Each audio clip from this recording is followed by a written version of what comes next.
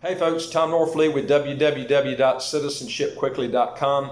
We show people how to get their taxes to zero or close to zero using different concepts. One concept I want to talk to you today about is how to actually teach your children how to become millionaires at real young ages.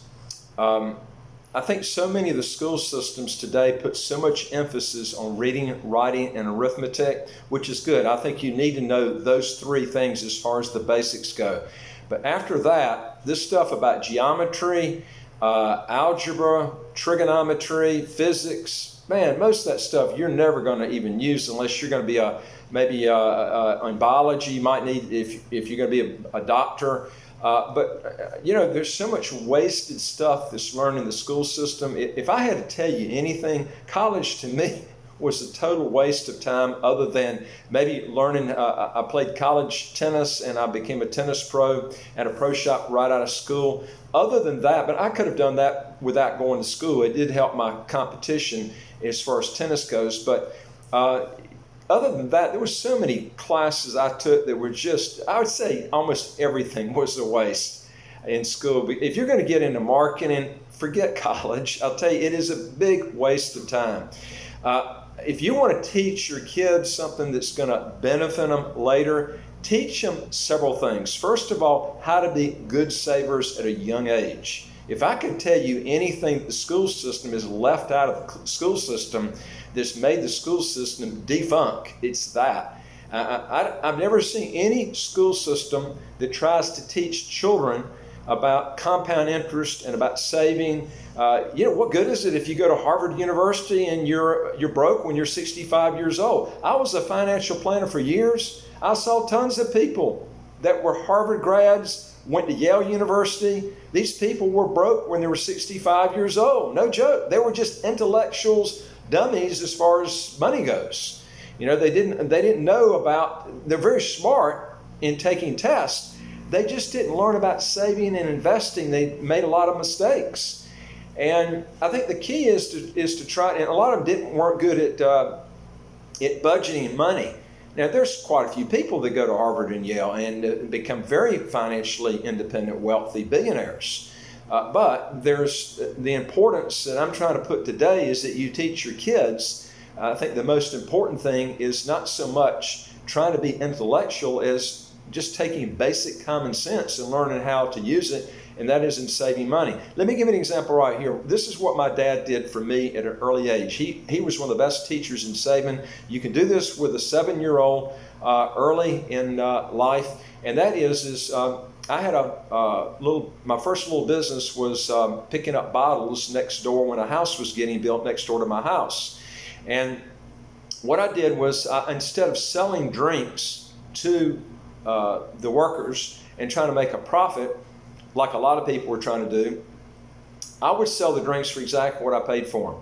And I said, look, the only thing I ask is when you throw the bottle away, just give it back to me, or just throw it on the ground and I'll pick it up and collect it. So I didn't make any money off selling the drinks. I made it off collecting the bottles and then turn them in, because back in the 1960s, early 60s, you could deposit bottles and you could get a few cents for them. And I took those and I put them in a piggy bank. And my dad came out to me one day and he says, son, I see where you're saving all this money in this piggy bank. He says, why don't we put this in a bank account and set it up? And he says, I'll tell you what I'll do. If you transfer it from the piggy bank and you put it in the bank, I'll match penny for penny on everything that you put in. I said, oh, really? He says, yeah, but there's a catch. He said, you can't take it out till you're 18 years old or older. So I had to think about that. I said, that's a long time. He says, if you pull your part out, I'm going to pull my part out too. So I said, yeah, I'm going to do that. This sounds like a pretty good deal. So what I did was I did that for a while. And then later I had other type jobs. I waited tables in boarding school, and I got money from that. And I had other part-time jobs, and I would save from that. But the money that I got early on from the Tooth Fairy, just from Christmas and whatever, it was a big joke around the house because they knew that not to give me presents, they'd give me money, because my dad knew if he gave me money and I put it in the bank, he would match it. And so and I'll never forget one year my dad he got me a cotton candy machine. And I just love cotton candy. I went to the circus one day and ate the cotton candy. I just fell in love with it. So I said, Dad, can you get me a cotton candy machine? And he says, yeah, I'll go ahead and get it. But he says, son, when you eat sugar like this all the time, it's going to rot your teeth out. I said, Dad, I want a cotton candy machine. So he went ahead and got the cotton candy machine. He got it for me. And when he gave it to me, he says, son, I tell you what, I'll make a deal with you. Okay? If you take the cotton candy machine and we take it back, he says it costs $10. He says, we'll take that and we'll invest it. And he says, I'll match it. I said, oh, really? I said, let's take the cotton candy machine back. So he took it back. We got the $10. I took that and saved it in the bank, and then he matched it. And it got to the point where I just, any time anything came in, I'd put it in and he'd match it. So, this got to be, by the time he got me in high school, I was addicted to saving.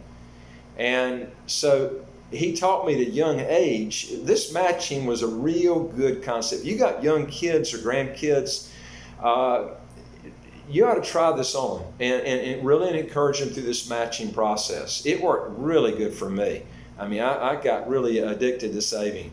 And when I got out of college, when I got out of school, my dad also told me about being frugal. I'll never forget, one of my college friends went out, and his first purchase when he got out of school was buying a brand new Volvo, which cost $8,000. I can still remember when he bought that. I thought, God, this was in 1975. And that was a lot of money in 1975. And I was driving around in a bomb. I think I paid between $100 and $300 US. I never paid more than that for a car, because cars are awful investments, which I'll do that on a different video. But this is what I always try to live way beneath my means. And by the time I got out of college, I had quite a bit of money saved. I had thousands of dollars saved up, and most of my friends were broke. They just barely struggling. And my dad had started me, like years and years before with this concept. So if you've got kids, the key is to try to encourage them at young ages to start this process. Once they start hitting 18 years old, can you still do it? Yeah, but it's more difficult. It's the younger you start, you could start this as young as 4 years old with kids, 4 or 5 years old, even with pennies. It's not the money, it's the concept. You start off with this with pennies and then do it with dollars, and man, they'll be hooked. And I see so many families, when their children get out of school, they have no money saved up, they're broke, and they move back in with their parents, and because they're basically broke, and they don't know how to save, and they basically have gone out for years. Even the parents have bought things for them, which my parents never did that. In fact, I'll give you a case right here, a good case in point. When I was about maybe 10 years old, when the Beatles came out and was real big, I wanted to get a guitar. I thought, I felt like this is a good way to attract women if I become real good in playing a guitar. And so I go to this this music place, and I look at this guitar. I went there many times and even took lessons and stuff, and I kept debating, do I want to spend that much for guitar? I don't even remember how much it was. Seems to me it was like $200 or $300 US. This was in early 1960s. And I finally went in and I bought the guitar, and I took some more lessons, and you know what? I couldn't get interested in it like I wanted. And it killed me, because my dad said, son, if you want this guitar, you're going to have to buy it with this hard-earned money you have saved up. And he says, I'll allow you to take the money out, even the money that you've put in, but not the matching money. I'll let you pull out your own money. And he says, are you sure you want to get this guitar? And I said, yeah, Dad, I really want to get it. But when I got it, I just changed my mind. Not soon right after I bought it, I changed my mind. And I went back, and the guy didn't want to give me anything back for it. And I'm going to tell you something. Since my dad made me pay for it with my hard-earned money, and a lot of this money I accumulated cent at a time. I mean, this went back to when I was around 7 years old. It just killed me. I mean, I just couldn't get it off my mind. I couldn't even sleep at night. And you know what that ended up doing? It made me think real hard on future purposes, future purchases that I made in the future. And I rarely bought anything in the future because I used this as a lesson. And I always envisioned when I went into malls and stuff, instead of buying things the first time, I always said, don't ever buy anything the first time. Come back 2 or 3 times, and probably you'll find out that you didn't need it to begin with. And this is what I found out for myself. A lot of times people go in malls, they buy stuff, and they really didn't need it. And so I've always made a purpose to myself, don't ever buy something when you go in a mall. First time. Go home, maybe come back 2 or 3 times. A lot of times you find out you never need it to begin with. You never buy it. And this was a good lesson I learned. And that guitar was finally sold when I went to boarding school. My parents finally sold it for quite a bit less than what was paid for it. But that was a lesson that was well learned, and it stays with me today. I see so many parents make the biggest mistake in the world, and they go out and buy a car for their child. Even a used car, don't do that. Let the child build the money up and buy it with his own money. I'm going to tell you it because he will search real hard for the type of car he wants, and he won't spend that much for it because he's not going to have that much money. You can go with him and help him make the decision, but let him buy it with his own money. That's the best way to do it. You're going to train him. If you want your son to have the best training, don't send him to Harvard or Yale. Okay? Teach him this concept. This concept will stay with him.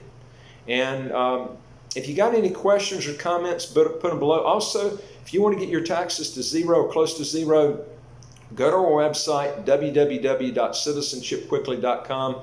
You want to find unique concepts you won't find anywhere else. Very unique. Look at the system we've got, ways that you can get your tax base down to zero no matter what country you're from.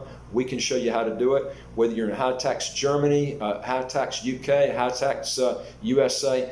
Look at these concepts. You can go on here, look at them, our website and all our YouTube videos, and you can get some good ideas from there. Also, if you want new videos as they come out, hit the subscription or subscribe button to your right of your screen. We'll get the videos out to you as soon as they come out. Look forward to talking to you on our next video. Take care. Bye.